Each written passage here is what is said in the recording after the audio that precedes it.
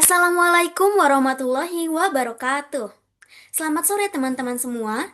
Pernah gak sih kita berpikir ketika sebuah perusahaan mengalami kesulitan keuangan dan tidak mampu membayar utangnya, apakah satu-satunya jalan adalah pilot? Atau sebenarnya ada mekanisme lain yang lebih manusiawi dan memberi kesempatan untuk memperbaiki keadaan? Disinilah konsep penundaan kewajiban pembayaran utang atau PKPU menjadi sangat penting. Pada kesempatan kali ini, kita akan membahas sebuah kasus nyata, yaitu putusan nomor 180 garing PDT Sus, Stri PKPU garing 2020 garing PN Niaga Jakarta Pusat, yang menunjukkan bagaimana hukum tidak hanya menghukum, tetapi juga memberikan ruang untuk penyelesaian secara damai. Saya Amelia Rahmawati sebagai moderator. Bersama saya sudah ada Angela Wulandari Borukaban, Rizky Mayatika Putri, dan Clarissa Salsabila. Baik, kita langsung masuk ke pembahasan pertama. Untuk memahami perkara ini, kita perlu melihat kronologi singkatnya terlebih dahulu. Perkara ini bermula ketika tiga orang kreditur yaitu Sherlyn Novitasari, Hadi Santosa, dan Franciscus Wiryadi mengajukan permohonan PKPU terhadap PT Armidian Karya Tamat Tbk. Mereka merupakan pemegang medium term notes atau MTN syariah sehingga berkedudukan sebagai kreditur konkuren. Pada tanggal 27 Juli 2020, Pengadilan Niaga Jakarta Pusat mengabulkan permohonan tersebut dan menetapkan PKPU sementara selama 45 hari. Dalam putusan tersebut, ditunjuk hakim pengawas serta tim pengurus. Selanjutnya, dilakukan berbagai tahapan, seperti pengumuman PKPU di media massa dan berita negara, rapat kreditur pertama, pengajuan dan verifikasi tagihan. Kemudian diketahui bahwa total utang debitor mencapai lebih dari 343 miliar, yang terdiri dari kreditor separatis dan kreditor konkuren. Karena proses belum selesai, PKPU kemudian diperpanjang menjadi PKPU tetap selama 60 hari. Kemudian, pada 30 September 2020, dilakukan voting terhadap rencana perdamaian yang diajukan oleh debitor, dan seluruh kreditur menyetujuinya. Akhirnya, pada 26 Oktober 2020, Majelis Hakim mengesahkan perdamaian tersebut melalui putusan homologasi, sehingga mengikat secara hukum bagi semua pihak. Baik, kalau kita lihat dari kronologi ini, peran kreditor sangat menentukan dalam memulai proses PKPU. Saya ingin bertanya kepada Angela. Angela, siapa sebenarnya pihak yang mengajukan PKPU dalam perkara ini dan bagaimana kedudukan mereka? Baik, Rahma. Jadi terdapat beberapa orang yang mengajukan eh, PKPU dalam perkara ini. Pemohonnya ada tiga orang. Yang pertama Sherlyn Novitasari, kemudian ada Hadi Santosa, dan yang ketiga Franciscus Wiryadi Busono. Ketiganya merupakan kreditur yang diwakili oleh kuasa hukumnya dari kantor hukum DYH dan rekan. Dalam hal ini mereka berkedudukan sebagai kreditur konkuren, yaitu kreditur yang tidak memiliki jaminan khusus. Begitu, Rahma. Baik. Kemudian apa alasan permohonan PKPU ini diajukan dan apa dasar hukumnya? Baik, jadi kalau kita berbicara soal alasan diajukannya PKPU, sebenarnya tidak disebutkan secara eksplisit ya di dalam putusan bahwa apa yang menjadi dasar diajukannya PKPU dalam perkara ini. Namun dapat kita analisis berdasarkan isi putusan dan berdasarkan pasal 222 Undang-Undang Nomor 37 Tahun 2004, diketahui bahwa alasan diajukannya eh, apa alasan diajukannya PKPU itu adanya utang yang telah jatuh tempo dan dapat ditagih. Nah, diketahui setelah dianalisis dalam putusan bahwa si debitur dalam hal ini memang mempunyai utang dan sudah jatuh tempo dan dapat ditagih. Kemudian adanya lebih dari satu kreditur.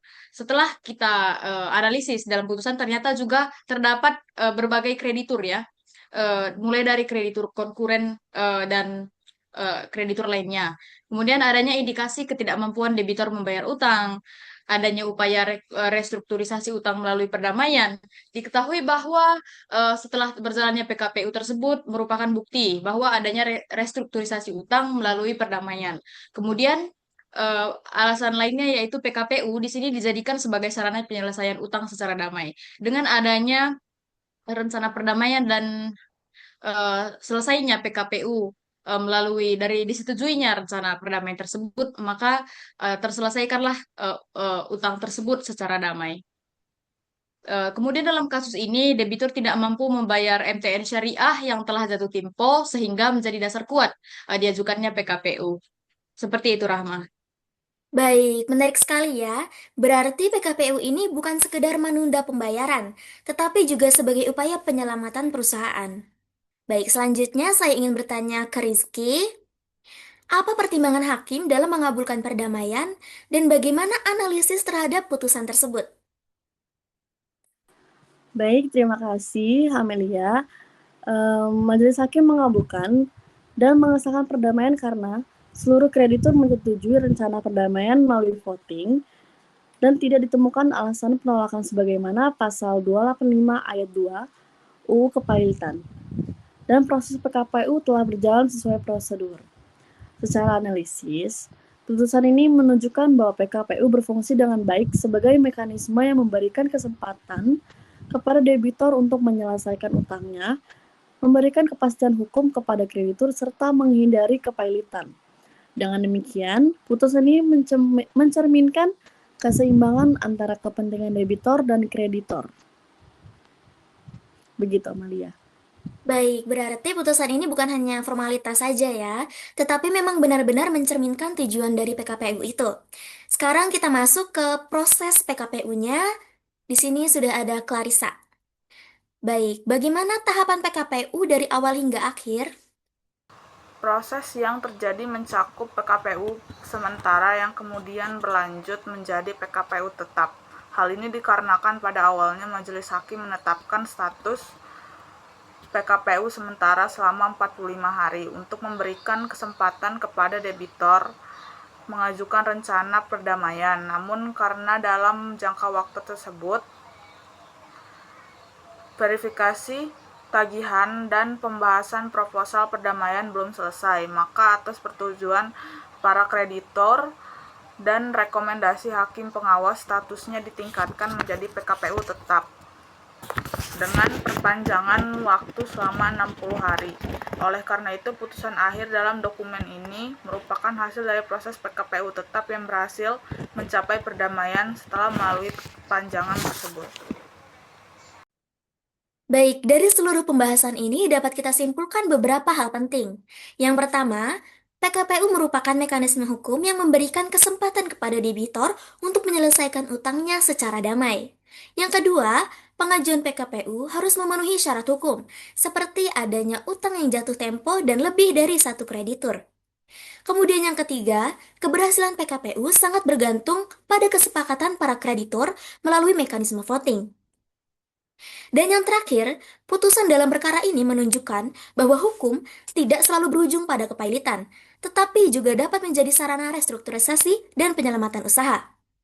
Dengan demikian, PKPU menjadi bentuk keseimbangan antara kepentingan debitur dan kreditur dalam sistem hukum Indonesia. Saya, Amelia Rahmawati selaku moderator mengucapkan terima kasih atas perhatian teman-teman semua. Wassalamualaikum warahmatullahi wabarakatuh.